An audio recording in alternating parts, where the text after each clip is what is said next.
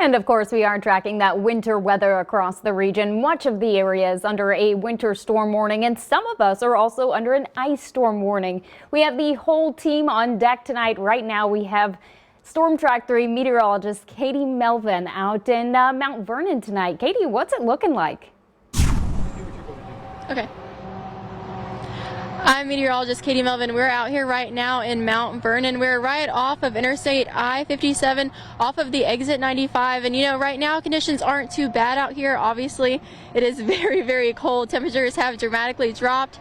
In just the past few hours, it was in the 30s. Now it's down to the 20s, and the real feel is around 11 degrees. So extremely cold outside. I have many layers on, and it's still very cold. As you can see behind me, the interstate is still very active and busy. Now, as we headed up here, headed northbound, it really wasn't as bad as we thought it might be. You know, there were a lot of accidents for a while. There were some road closures, but at the moment it's not too bad. You can see behind me there is plenty of traffic. They've done a great job salting the roads. We actually recently talked to a truck driver just about an hour ago, and he said travel isn't too bad right now thanks to the great job that they've done salting the roads and really keeping everything clear.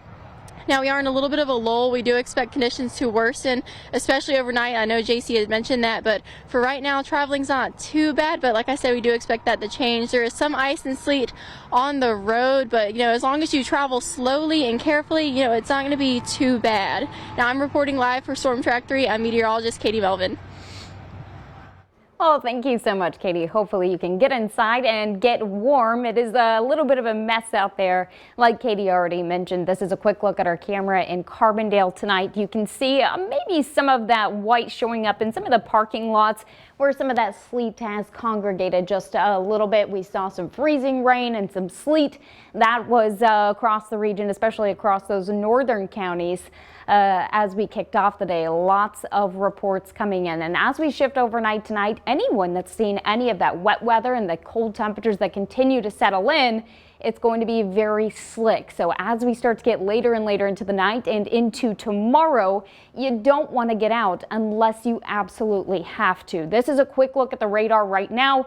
Looks like we're starting to see our break building in to portions of southeastern Missouri, but folks across southern Illinois seeing that bright pink showing up, that's the freezing rain into the sleet. That freezing line hasn't quite pushed through our southern counties just yet. So folks off into western Kentucky still picking up quite a bit of rain this evening, but that's going to continue to change. This is a quick look at the temperatures. Again, if we take a look a little bit further off to the east, that's the leading edge of the cold front all the way out there. Folks across southern Illinois, portions of southeastern Missouri have already dipped down into the 20s. But again, the freezing line, folks off into western Kentucky, still sitting in the mid 30s at this point. So still dealing with some rain. Again, we're going to be dealing with a wintry mix as we shift overnight tonight and into tomorrow. It is going to be a huge mess. This is a current look at the satellite and radar. So you keep hearing us talking about this little bit of a brief break because we don't want you to let your guard down when this break starts to make its way into the area. So the light precipitation that we're seeing right now across the area is eventually going to be moving out over the next hour or two.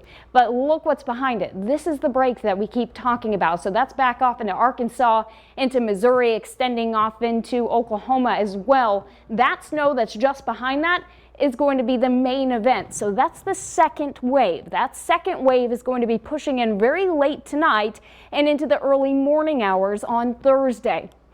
If we roll out our skycast again, here's the break. It's nice and quiet, still likely going to be dealing with a little bit of a drizzle. So any freezing drizzle going to cause those slick roadways, slick sidewalks. So you still want to be cautious even during the break time. But as we start to get into the late overnight hours after midnight, we really start to see the activity picking back up and filling back in. Again, some really dark pink showing up across southern Illinois and off into southeastern Missouri. As you get a little bit further to the north, expecting a little bit more sleet. As you get a little bit further to the south, expecting a little bit more freezing rain. And folks off into our northernmost counties going to be picking up some pretty decent snowfall amounts. This is going to continue to push from the northwest to the southeast. So there is eventually going to be a shift in that precipitation, and then folks across southern Illinois back off into southeastern Missouri As we get into tomorrow, going to be dealing with a little bit more snow, while folks off into our southernmost counties, again, the sleet and the freezing rain going to be the big story. Again, this heavy precipitation is going to be sticking around throughout the entire first half of the day and even into the afternoon. So this is when we really expect conditions to really be bad outside. This is when you don't want to go out.